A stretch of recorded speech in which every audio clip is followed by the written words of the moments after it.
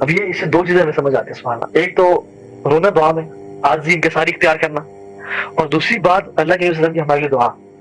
واللہ اگر ہم ساری زندگی سجدے میں گزار دیں کہ ہم اللہ کے نبی کی امت میں سے ہیں اور انہوں نے جو ہمارے لیے دعائیں کی, ہم شکر ادا نہیں کر سکتے.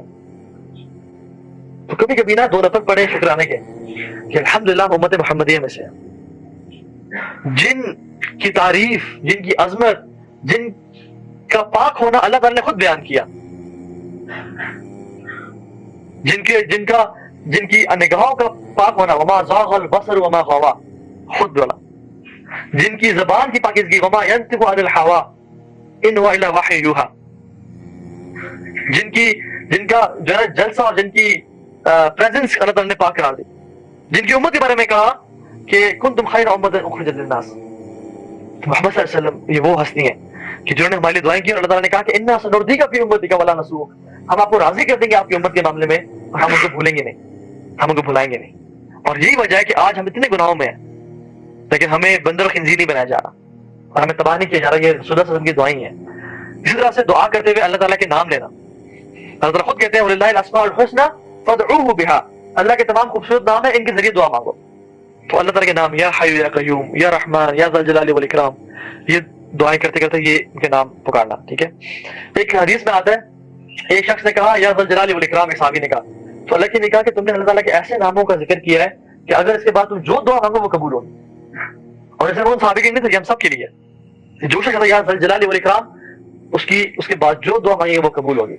ایکسپٹ ان دعاؤں کے جو کہ حرام دعائیں, جیسے کسی کے لیے برا چاہنا یا کسی قطع تعلق کی دعا کرنا یا کوئی ایسی بری دعا کرنا, ایکسپٹ ان دعاؤں. ٹھیک ہے. اسی طرح سے ایک صحابی نے کہا کہ لا الہ الا انت سبحانک انی کنت من الظالمین, تو اللہ نے کہا کہ تم اس کے بعد بھی جو دعا کرو گے وہ قبول ہوگی. یہ اتنی امیزنگ اسٹیٹمنٹ ہے, بلکہ حدیث میں بھی آتا ہے کہ جو شخص میرے بھائی یونس کی دعا مانگے گا اور اس کے بعد جو دعا کرے گا وہ دعا لازمی قبول ہوگی.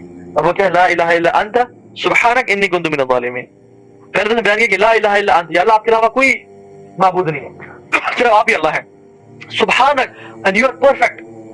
انی کنت من الظالمین and I am the most imperfect. I am the one who is faulty. اور میں ہی گناہگار ہوں. تو اللہ آپ کے علاوہ کوئی بات کے لائق نہیں ہے, آپ پاک ہیں اور میں گناہگار ہوں. جو شخص یہ کرے گا نا اس کی دعا لازمی قبول ہوگی. اس سے کچھ دعائیں اللہ کی وجہ سے سکھائی ہمیں. جو شخص وہ کلمات پڑھ کے, اللہ کی حمد ہے وہ پڑھ کے دعا کرے گا وہ لازمی قبول ہوگی. ایک حدیث میں آتا ہے جو شخص پڑھے گا نا اللہم انی اسألک بانی اشہد انک انت اللہ لا الہ الا انت الاحد الصمد الذی لم یلد ولم یولد ولم یکن لہ کفوا احد. جو شخص یہ کلمات پڑھ کے دعا مانگے گا اس کی دعا کبھی رد نہیں کی جائے گی, اور یہ آپ کو کتابوں میں مل جائے گی. اس کا مطلب کیا ہے, اللہم انی اسألک بانی اشہد انک انت اللہ, یہ اللہ نے آپ سے سوال کرتا ہوں اس لیے کہ میں گواہی دیتا ہوں کہ آپ ہی اللہ ہیں, آپ کے علاوہ لا الہ الا انت الاحد, آپ کے علاوہ کوئی اور نہیں ہے, آپ اکیلے ہیں. الصمد, آپ بے نیاز ہیں. لم یلد ولم یولد ولم یکن لہ کفوا احد, اس کا مطلب آپ کو آتا ہے. تو یہ چیز. ایک اور دعا اللہم انی اسألک بان لک الحمد, کیونکہ سب تعریفیں آپ کے لیے ہیں. لا الہ الا انت المنان بدیع السماوات والارض یا ذا الجلال والاکرام یا حی یا قیوم. یہ جو پڑھے گا اس کی بھی دعا لازمی قبول ہوتی ہے. ٹھیک ہے. اسی طرح سے اپنے نیک اعمال کا وسیلہ دینا. وہ جو آپ کو صحیح حدیث واقعہ پتہ ہے نا, آپ میں سے اکثر کو پتا ہوگا کہ جو 3 شخص پھنس گئے تھے غار میں, طوفان آیا, پتھر گرا, پھنس گئے. اب تینوں نے کیا کیا, اپنے جو نیک اعمال کیے تھے اور کہا کہ یا اللہ اگر تو جانتا ہے کہ یہ خالصتاً تیرے لیے تھے تو اس پتھر کو ہٹا دے اور ہماری دعا قبول کر. تو پتھر ہلا, پھر دوسرے دن دعا کی, پتھر ہلا, تیسرے نے کی تو راستہ بن گیا کہ وہ لوگ نکل گئے.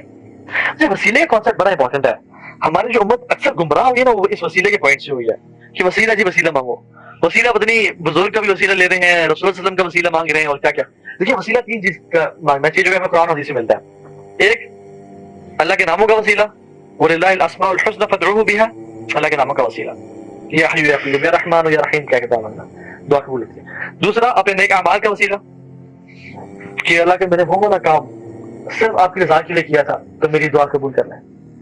اور تیسرا کوئی بھی نیک شخص جو زندہ ہے اسے دعا کروا لینا. مطلب آپ کسی شیخ سے ملے ہیں جن کے بارے میں آپ کو گمانا کہ یہ انشاءاللہ بہت نیک ہے, بظاہر اللہ تعالیٰ آپ کے یہاں جانتے ہیں, تو شیخ میرے لیے دعا کریں, تو یہ ہم کر سکتے ہیں. لیکن یہ کہ فلاں پیر صاحب کے وسیلے یا اللہ مجھے بخش دیں, یا ایون آپ صلی اللہ علیہ وسلم کا وسیلہ دینا بھی جائز نہیں ہے, کیونکہ صحابہ نے کبھی نہیں کیا. صحابہ اللہ کے نبی کے بعد they were the most knowledgeable of people. صحابہ نے کبھی نہیں کہا کہ یا اللہ محمد صلی اللہ علیہ وسلم کے وسیلے سے میری یہ دعا قبول کر لے, کبھی بھی نہیں کہا. حالانکہ اللہ کے نبی ان کے مطلب مسجد میں कब्र उनके हमारे सामने थी मस्जिद नबी के साथ, ये कभी नहीं कहा। बल्कि क्या करते, उमर बिन खत्ताब के दौर में ना अल्लाह के नबी के चाचा हज़रत अब्बास को ले आते और दुआ करते, या अल्लाह जब अल्लाह के नबी जिंदा थे हमारे साथ थे तब तो मुझसे दुआ मंगवाते थे बारिश की और आप कबूल कर देते, अब वो उस दुनिया से चले गए तो हम उनके चाचा को ले आए, अल्लाह इनकी दुआ कबूल कर ले। लेकिन ये कभी नहीं कहा अल्लाह आप के वसीले ये दुआ कबूल कर ले। ये ऐसी चीज है जो कि नहीं है दीन में, जो कि सहाबा ने कभी नहीं की, and this shouldn't be done, क्योंकि जो चीज अल्लाह के नबी ने खुद नहीं की, सहाबा ने नहीं की, वो दीन का हिस्सा नहीं है। ठीक है, तो ये ऐसा नहीं करना चाहिए। इसी तरह से आखिर में दरूद पढ़ना, दुआ के आखिर में दरूद पढ़ना। एक साहब दुआ मांग रहे थे तो अल्लाह ने कहा मुझ पे दरूद पढ़ा करो, तो उन्होंने कहा सोचना ठीक है मैं 1/3 आप पे दरूद पढ़ूंगा और 2/3 अपनी दुआ मांगूंगा। तो अल्लाह ने कहा कि फाइन जिद्दा फहुव खैरुल लक, अगर तू ज्यादा पढ़ ले मेरे पे दरूद तो ज्यादा बेहतर है। तो उन्होंने कहा या रसूल अल्लाह मैं आधा दरूद पढ़ूंगा और आधा दुआ मांगूंगा अपने लिए। तो कहा फाइन जिद्दा फहुव खैरुल लक, अगर तुम ज्यादा दरूद पढ़ो तुम्हारे लिए बेहतर है। तो उन्होंने कहा या रसूल अल्लाह 2/3 दरूद 1/3 दुआ, फाइन जिद्दा फहुव खैरुल लक, अगर तुम दरूद ज्यादा करो तुम्हारे लिए बेहतर है। तो रसूल अल्लाह मैं आइंदा पढ़ूंगा या पे दरूद। तो लेकिन क्या कहा कि तुम्हारे सारे परेशानी भी दूर हो जाएंगे और तेरे सारे गुनाह माफ हो जाएंगे। ये है फायदा अल्लाह की दरूद का। तो कसरत से कभी कभी ना इंसान का दिल नहीं चाहता कि मैं अपना ज़हन को सोचूं और थोड़ी सुस्ती हो रही होती है तो दरूद पढ़ना शुरू कर दे, क्योंकि अल्लाह ताला तो दिल के हाल जानते हैं ना। अच्छा एक और चीज मेरे ज़हन में आई, ये जो हदीस लोग बयान करते हैं ना कि इब्राहीम अलैहिस्सलाम ने कहा था कि या अल्लाह मैं दुआ करूं तेरे सामने, ये बेअदबी है क्योंकि तू दिल के हाल जानता है। ये बात ठीक बिल्कुल नहीं है, क्योंकि कुरान में इब्राहीम अलैहिस्सलाम खुद दुआएं कर रहे हैं अपने लिए, अपने घरवालों के लिए और मक्का के लिए। तो ये बात कहता है कि अल्लाह ताला दिल के हाल जानता है, मुझे दुआ करने की जरूरत नहीं है, ये बात बिल्कुल ठीक नहीं है, क्योंकि हदीस में है दुआ हुआ इबादत, दुआ ही तो इबादत है। अगर मेरे फॉर 5 बच्चे हैं, आज है नहीं जैसे कह रहा हूं, अगर 5 बच्चे हैं तो मैं कहता हूं कि मैं आप सबसे मोहब्बत करता हूं और अब्दुल्ला ही से बहुत मोहब्बत करता हूं। इसका मतलब है मैं सब मोहब्बत सबसे करता हूं, लेकिन इससे मैं खास मोहब्बत करता हूं। I have this special place in my heart for Abdullah. अल्लाह ताला जो कहता है ना दुआ हुवल इबादा, दुआ ही तो इबादत है। इसका मतलब है कि हाँ सारी इबादत वैसे इबादत है, लेकिन दुआ जो है ना ये बहुत अमेजिंग बात है, ये क्रक्स है सब तमाम इबादत का। तो ये बहुत इंपॉर्टेंट चीज है। इसी तरह से हम इसको बस खत्म की तरफ आते हैं, वो ये कि वो लोग जिनकी दुआ कबूल होती है, मैं हदीस जिक्र नहीं करूंगा क्योंकि टाइम बस शॉर्ट है। नंबर 1 पेरेंट्स की दुआ कबूल होती है अपनी औलाद के लिए, माँ बाप दोनों की। बाप के बारे में हदीस में खास कहता है कि बाप की दुआ औलाद के लिए रद्द नहीं होती। तो जो बाप नहीं बने अल्लाह को बनाए, जो बाप नहीं बने वो अपने बाप को राजी करें, क्योंकि मैंने लोगों को देखा है जिनमें इतना कैलिबर नहीं था, जो इतने इंटेलेक्चुअल नहीं थे, जो इतने मालदार भी नहीं थे, लेकिन उन्होंने अपने माँ बाप की ऐसी खिदमत की कि वो आज वहां तक पहुंच गए जहां तक बाकी लोग नहीं पहुंच सके। उनसे बेहतरीन, उनसे इंटेलेक्चुअल लोग नहीं पहुंच सके वहां पर। मैंने खुद अपनी जिंदगी में लोगों को देखा है, और जो चीज नजर आती है ना वो ये कि माँ बाप की खिदमत करके पहुंचे हैं लोग। जो माँ बाप ने इनको दुआएं दी है ना ये इनको ले गई है। यकीन जाने, अपना भला करें, माँ बाप की खिदमत करें। और जो शख्स बाप बन गया तो वो क्या करे, अपनी औलाद के लिए कसरत से दुआएं करें। रसूल सल्लल्लाहु अलैहि वसल्लम इमाम हसन हुसैन के लिए लोगों के लिए कसरत से दुआ किया करते थे। ठीक है, तो कसरत से अपनी औलाद के लिए दुआ करें, क्योंकि आपकी दुआ पता नहीं उनके लिए कितने मराहिल आसान कर जिंदगी में।